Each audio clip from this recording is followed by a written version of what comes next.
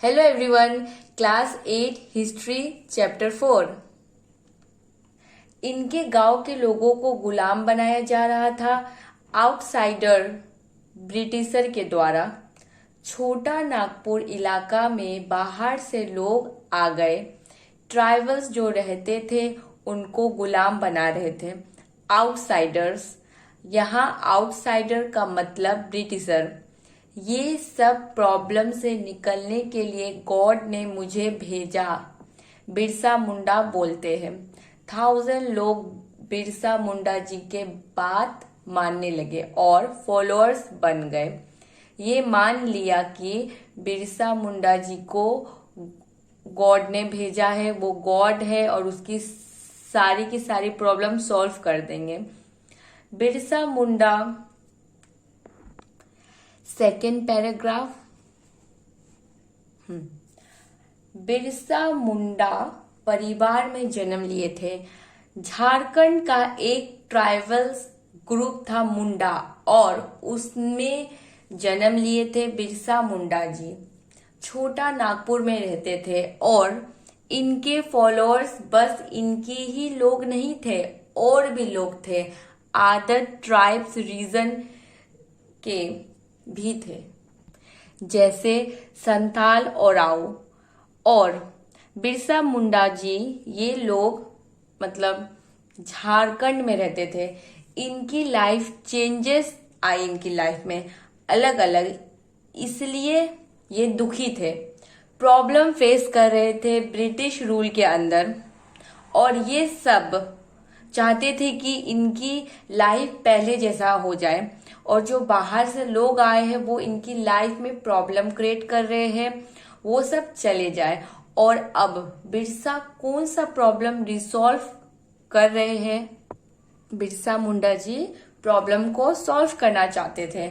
और ये आउटसाइडर्स कौन, जिनको दिकुस बोला जा रहा है, और वो आउटसाइडर ये लोग के इलाकों में कैसे आ गए और कैसे इनको टॉर्चर एकदम परेशान कर रहे थे और क्या फेस किया इन लोगों ने। ब्रिटिश रूल के अंदर उनकी लाइफ कैसे चेंज हो रही थी, ब्रिटिशर क्या कर रहे थे जो ये ट्राइब्स प्रॉब्लम में थे।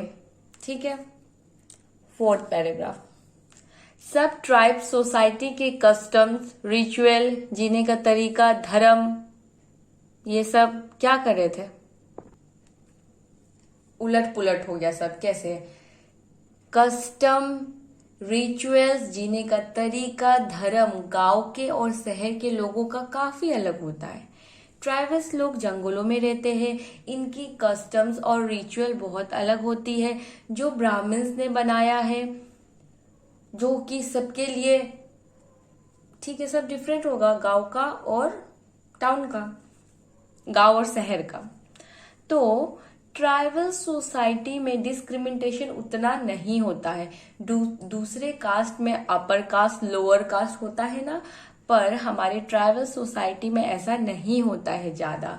एक लेन किसी एक पर्सन का नहीं होगा, उस लेन में रहने वाले लोग का होगा। क्योंकि उस लेन में रहने वाले लोग का होगा क्योंकि शादी का बंधन से लोग जुड़े हुए होते हैं, किंगशिप के द्वारा। सोशल इकोनॉमिकल डिफरेंसेस नहीं होता है।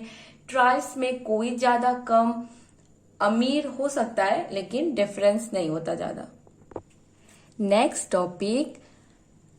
टॉपिक है how did tribal group live.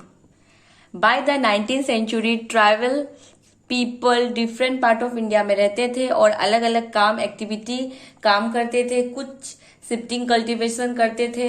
Zoom cultivation जंगलों के इलाकों में होता है। कल्टीवेटर ट्रीज को काट के, ट्रीज का ऊपर वाला पार्ट इसलिए काट देते थे ताकि सनलाइट ग्राउंड पे पड़े। आसपास के पेड़ सबको जलाने के बाद, लैंड को क्लीन करने के बाद, और जो ट्रीज को लोग काटते थे उसको जला के जो राख होता है उसको मिट्टी में मिला देते थे ताकि सॉइल फर्टाइल हो जाए और फसल अच्छा से ग्रो होती है।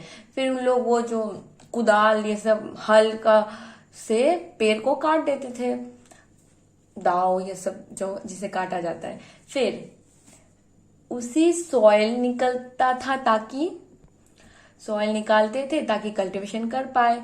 जैसे सीड को फैला देते थे सॉइल में।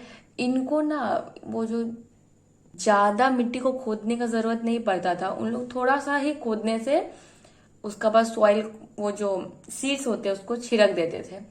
एक जगह क्रॉप ग्रो कर ली, फिर आगे चले जाते थे और वही सेम प्रोसेस करते थे। सॉइल में अगर कोई क्रॉप फिर से नहीं उगाएगा तो सॉइल में फर्टिलिटी फिर से आ जाएगा।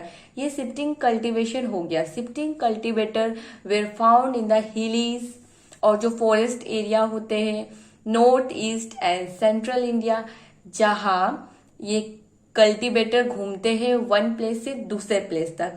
लैंड का यूज करते हैं फॉरेस्ट से फ्रूट्स, वेजिटेबल्स, फ्लावर्स इटीसी मिलता है। हर चीज फॉरेस्ट का यूज करते हैं। इन्हें सब पता होता है फॉरेस्ट के बारे में। यही प्रोसेस से शिफ्टिंग कल्टीवेशन प्रैक्टिस किया जाता है। नेक्स्ट टॉपिक है समवेयर हंटर्स एंड गैदरर्स। कोई रीजन में ट्राइबल्स ग्रुप जीते थे एनिमल्स को हंटिंग करके और फॉरेस्ट प्रोडक्ट गैदर करके। फॉरेस्ट से वो सर्वाइवल करते थे, मतलब जीते थे, एसेंशियल चीज मिलता था। ठीक है। कोन्स कम्युनिटी ओडिशा के फॉरेस्ट में रहते थे। रेगुलरली ये लोग हंटिंग के लिए जाते थे और जो मीट कलेक्ट होता था वो आपस में बांट लेते थे। फ्रूट्स खाते थे, रूट्स का इस्तेमाल करते थे और खाना पका के खाते थे। फिर ट्रीज और साल ट्री और महुआ ट्रीज के जो सीड्स होते हैं ना, उनसे ऑयल निकालते थे, ऑयल का यूज करते थे और मेडिसिनल प्लांट्स का भी यूज करते थे, जैसे तुलसी, नीम इटीसी। फॉरेस्ट से जीने का जितना उन लोगों को चीज चाहिए ना, वो पूरा उनको मिल जाता था। और जो हर्ब सर्फ बच जाते थे वो लोकल मार्केट में सेल कर देते थे। लोकल मार्केट में मतलब बिक्री कर देते थे। और ट्राइब से कुसुम और पल्लास लेते थे। कुसुम और पल्लास से कलर निकालते हैं और कलर्स होता है जो क्लोथ्स और लेदर, फॉरेस्ट का सामान मार्केट में बेच करके और मार्केट से जो पैसा कमा रहे हैं उससे क्या लाते थे, नेक्स्ट पेज में देखते हैं। चावल, आटा ले लिया करते थे। थोड़ा पैसा जो कमा पाते थे, ठीक है, फॉरेस्ट का सामान मार्केट में बेच करके जो जरूरत पड़ती थी, इन्होंने क्या करते थे, जाके जो थोड़ा पैसा कमा लिया उससे वो बेच के जो पैसा कमाया, फॉरेस्ट प्रोडक्ट को बेचा ना मार्केट में, और जो पैसा मिला उससे राइस सब खरीद के यूज करते थे। लेकिन हमने ये भी पढ़ा है बहुत सामान तो फॉरेस्ट में मिल ही जाता था और कुछ काम भी करते थे विलेज में जा करके, लाइक सामान उठाना, बिल्डिंग रोड्स में, फिर रोड्स बनाने का काम करते थे, खेती में काम किया करते थे। फॉरेस्ट में जो चीज मिलती है इजीली अब उनमें कमी आ गई थी।